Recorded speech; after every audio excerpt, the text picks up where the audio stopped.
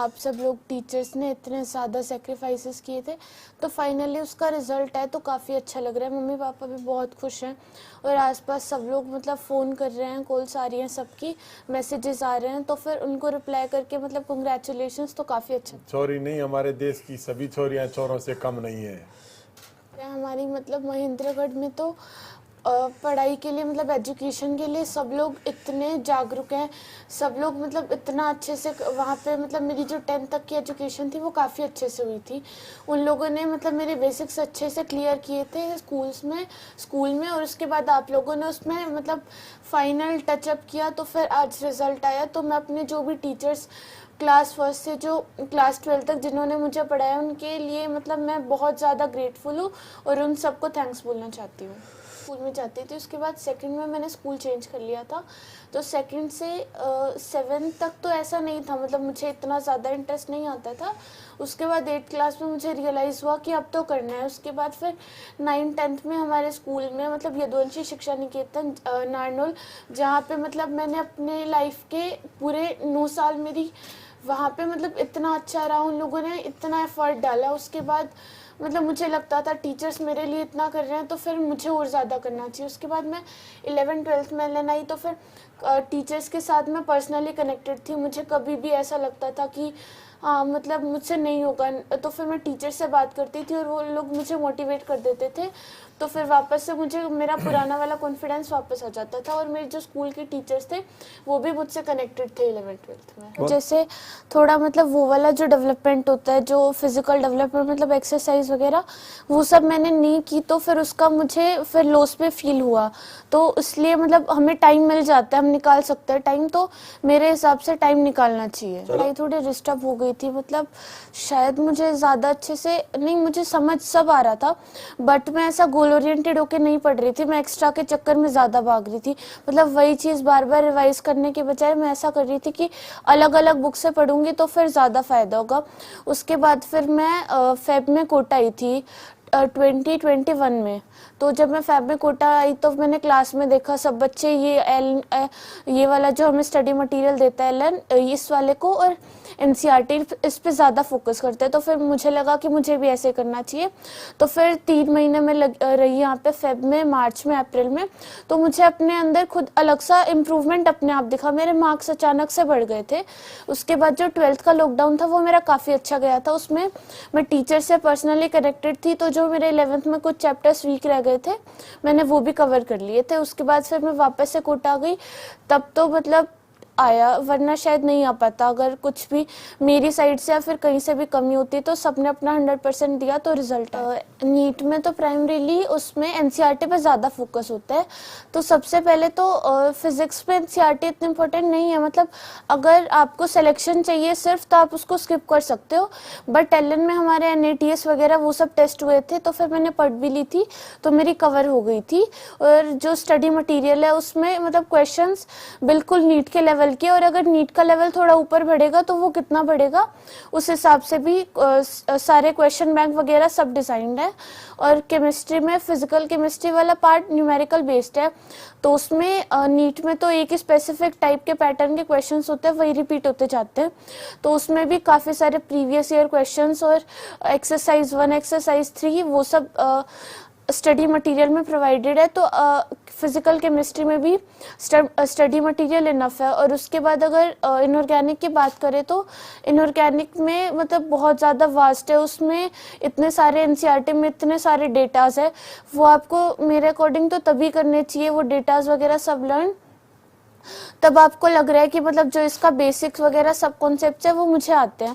तो मैंने एनसीईआरटी भी पढ़ी थी बट उसमें जितना क्लास में पढ़ाते हैं मेजरली वही क्वेश्चंस आते हैं, वो तो एक दो वो रैंक डिसाइडिंग क्वेश्चंस होते हैं जो एनसीईआरटी के अंदर से आएंगे। और ऑर्गेनिक में भी मोस्टली तो एनसीईआरटी नीट तो एनसीईआरटी पूछता है, बाकी क्लास में इतने अच्छे से पढ़ाते हैं, मतलब सब कुछ कॉन्सेप्ट इतने क्लियर कर देते हैं कि ऑर्गेनिक में भी बस ऑर्गेनिक में तो वही क्वेश्चंस रिपीट होते हैं, पेपर में भी वही होता है। तो ऑर्गेनिक में भी ऐसा मतलब जो क्लास में पढ़ाते हैं उसी को फॉलो करेंगे तो हो जाएगा।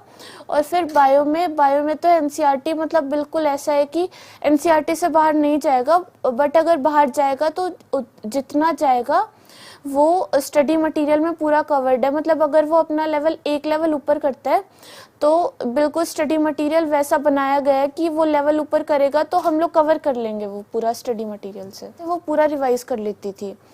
और फिर अगर मुझे डाउट्स होते थे तो टीचर्स भी मतलब उनकी क्लास होती थी, उसके बाद वो 10 to 15 मिनट्स वहाँ पे बाहर डाउट काउंटर पे बैठते थे, तो मैं साथ साथ डाउट क्लियर कर लेती थी अपने। और उसके बाद सब टीचर से मैं व्हाट्सएप पे भी कनेक्टेड थी, तो मुझे डाउट्स आते थे मैं उनको भेज देती थी। और वो मतलब मगर मैं उनको 12 बजे भी डाउट भेजती थी तो वो उस टाइम भी मेरे लिए अवेलेबल रहते थे। मतलब उन्होंने अपना पूरा 100% दिया। और उसके बाद टेस्ट सीरीज़ की अगर मैं बात करूं तो पहले तो हमारे माइनर टेस्ट हुए थे, उसमें वो थोड़े लेवल उनका थोड़ा अप आता था, ताकि अगर थोड़ा बाहर जाएगा तो फिर कितना जाएगा उस लेवल के हिसाब से पूरा मॉड्यूल याद करवा दिया था बायो में। और उसके बाद मेजर टेस्ट थे वो मोस्टली एनसीईआरटी बेस्ड थे। उनमें एक आधा पॉइंट जो एनसीईआरटी से बाहर पूछता था वो वाला पूछता था कि अगर बाहर जाएगा तो कितना जाएगा। उसके बाद हमारे एनसीईआरटी बेस्ड टेस्ट हुए थे, एसआरजी टेस्ट वगैरह, इतने सारे टेस्ट हुए थे कि मुझे कॉन्फिडेंस आ गया था कि मैं जो लोग मैं क्लास में देखती थी, मतलब बच्चे ऐसे क्लास में ब्रेक में भी डिस्कस करते रहते थे, तो मुझे लगता था अगर ये लोग इतना कर रहे हैं तो मैं और ज़्यादा करूँ जितना मैं कर रही हूँ। तो काफ़ी ज़्यादा मतलब कंपटीशन जो है वो हेल्दी है। मतलब हम लोग एक दूसरे को देख के सीखते हैं कि इसमें ये क्वालिटी अच्छी है, तो फिर अगर ये भी ऐसे कर रहा है तो अगर मुझे अच्छा लग रहा है तो मैं पढ़ना है, मम्मी पापा डांटेंगे हमें पढ़ना है। मतलब जब तक अंदर से खुद से नहीं आएगा कि ये चीज़ मतलब ये मेरा ये गोल मतलब मैंने खुद ने सोचा है तो मुझे ये करना ही पड़ेगा।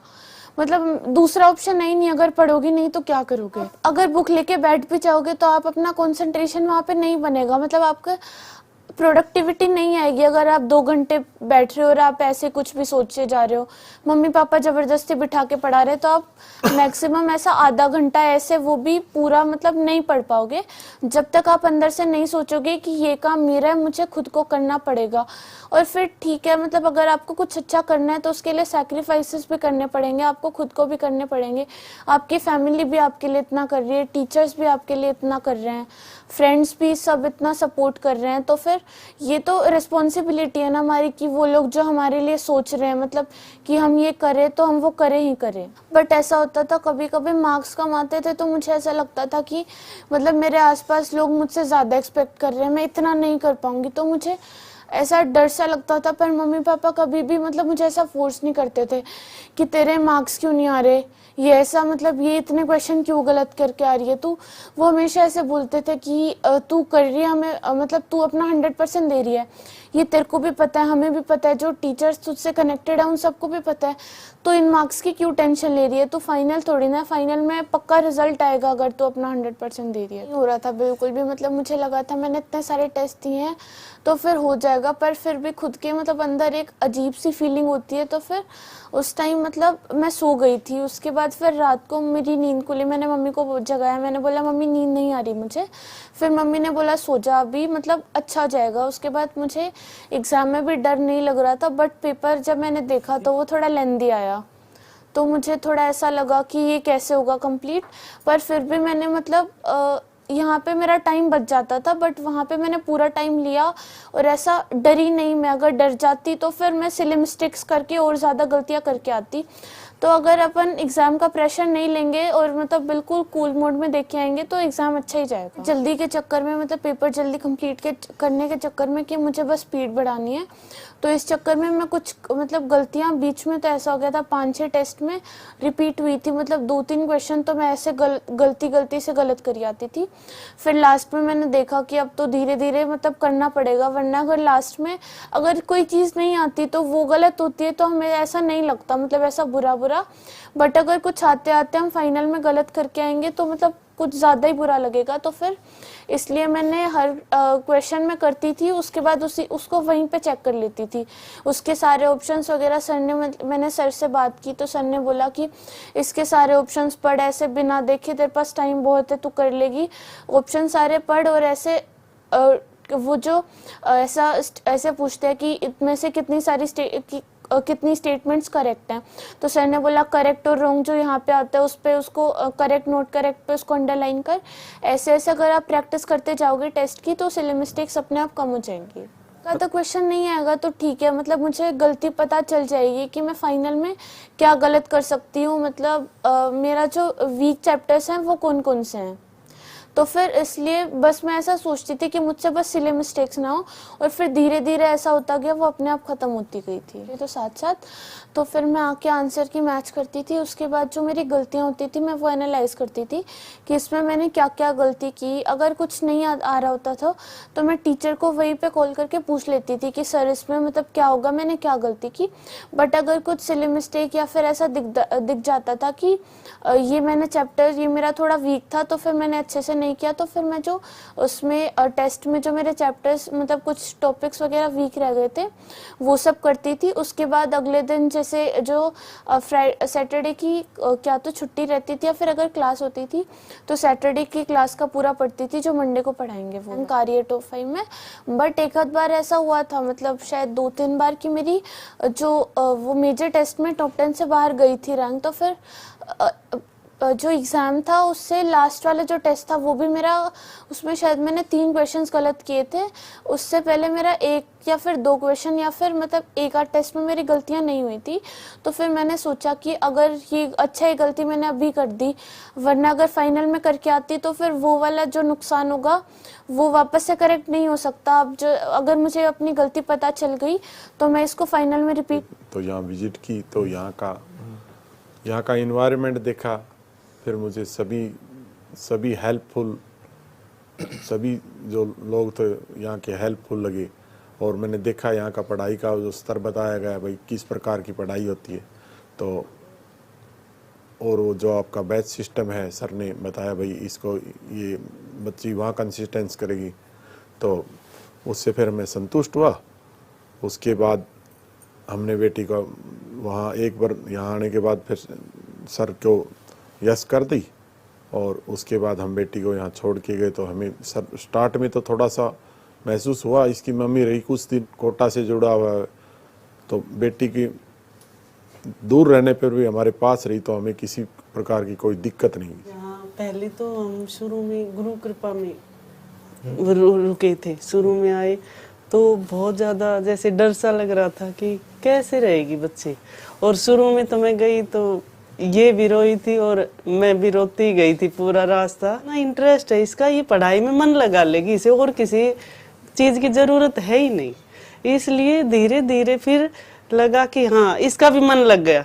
देखो शुरू में बच्चा जब यहाँ आता है तो एडजस्ट करने में तो समय लगता ही है, लेकिन यहाँ का जैसे इन्वायरमेंट जो देखा ना तो एक तरह से तसल्ली भी थी कि तीनों में से मुझे एक में स्पेशलाइजेशन करना है। उसके बाद मुझे मतलब ऐसा एनजीओ टाइप में भी खोलना है। मतलब एक तो मैं अपनी मेन जॉब करूं जिसमें मतलब जो अर्निंग सोर्स टाइप जिसको बोल सकते हैं, और एक जो लोग जिनके पास ज़्यादा पैसे नहीं है, मतलब वो जो लोग इलाज नहीं मिल पाता उनको और इस वजह से उनकी जो डेथ वगैरह हो जाती है, तो मैं चाहती हूँ जितना मैं कर सकती हूँ उनके। अगर आप लोग कुछ सोच लेते हो तो आप उस पर अपना 100% दो।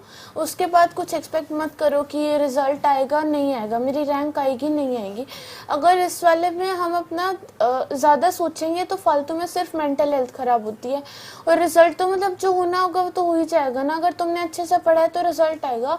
और दूसरी चीज़ मतलब ठीक है अगर आप अपना 100% देते हो और बाई चांस गलती से आपको सक्सेस नहीं मिलती तो ऐसा तो नहीं है, मतलब ये एग्ज़ाम्स हैं, ये लाइफ के पार्ट है, बट ये पूरी लाइफ तो नहीं है ना कि अगर तुम्हारा एक एग्ज़ाम में अगर तुम्हें मतलब रिजल्ट तुम्हारा अच्छा नहीं आया तो इट डज़ नॉट मीन कि तुमने कुछ किया ही नहीं, मतलब तुम्हारे पास आगे पूरी लाइफ पड़ी है। अगर तुम अपना 100% दोगे तो सब कुछ मतलब पढ़ा हुआ वेस्ट थोड़ी ना जाएगा। आपको लाइफ में भी आगे बहुत सारे चांसेस मिलेंगे जिसमें आपको चांस मिलेगा खुद को प्रूव करने का। तो ऐसा एक अगर आपका मान लो इस साल आपने बहुत ज़्यादा पढ़ाई की थी और फिर भी आपका सिलेक्शन नहीं हुआ तो इस बात से डीमोटिवेट मत हो, ऐसा मत फील करो कि अरे मेरी तो पूरी लाइफ ख़राब हो गई, मेरे पास तो कुछ बचा ही नहीं, अब मैं क्या करूँगा। इस बात से सोचो कि कोई नहीं इस बार तो हो गया बट अगली बार मैं अच्छा करूँगी। खुद पे कॉन्फिडेंस रखो। और पेरेंट्स अगर बच्चों को पढ़ता हुआ देखते हैं तो आप लोगों को उससे सेटिस्फाइड होना चाहिए, ये नहीं कि मार्क्स क्यों नहीं आ रहे, तू ऐसा क्यों नहीं कर रही, ऐसा कर ये वगैरह। अगर बार बार बच्चों को नेगेटिव चीज़ें बोलोगे तो फिर बच्चों के दिमाग में अपने आप नेगेटिविटी बढ़ती है। और एक ये जो पेरेंट्स और बच्चों के बीच का जो मतलब रिलेशन होता है उसमें गैप भी बढ़ाता है। आपका बच्चा आपसे चीज़ें शेयर करनी बंद कर देगा। मतलब अगर आप उसको बार बार यही बोलोगे कि तेरे मार्क्स नहीं आ रहे, तू ऐसा नहीं, वो बच्चा ऐसा कर रहा है, तू ऐसा कर रहा है, तो फिर अपने बच्चों को सिर्फ पॉजिटिव बातें बोलो और उनको भी ऐसा ही बोलो कि तू अच्छा कर रहा है, हमें तेरे पे कॉन्फिडेंस है, फाइनली भी अच्छा होगा।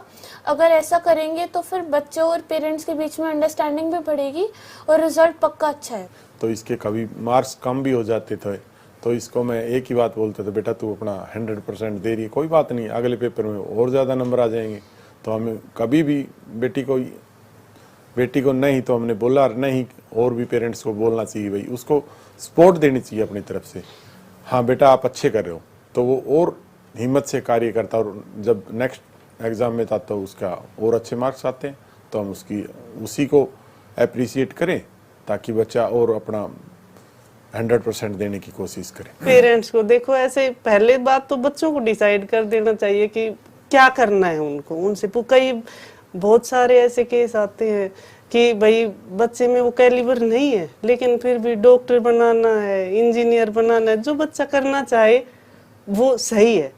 और अगर बाय चांस ऐसा हो कि बच्चा थोड़ा सा मान लो वीक भी पड़ जाए, कम नंबर आए, तो उनको सपोर्ट करना चाहिए। मेरे ख्याल में डांटने से नंबर नहीं बढ़ते, स्पोर्ट्स से नंबर बढ़े। माँ अब नहीं है इस दुनिया में, उनको कैंसर हो गया था तो ये थोड़ी भावुक ज्यादा है, तो ये कहती थी कि मम्मी मैं कैंसर की वो बनूंगी।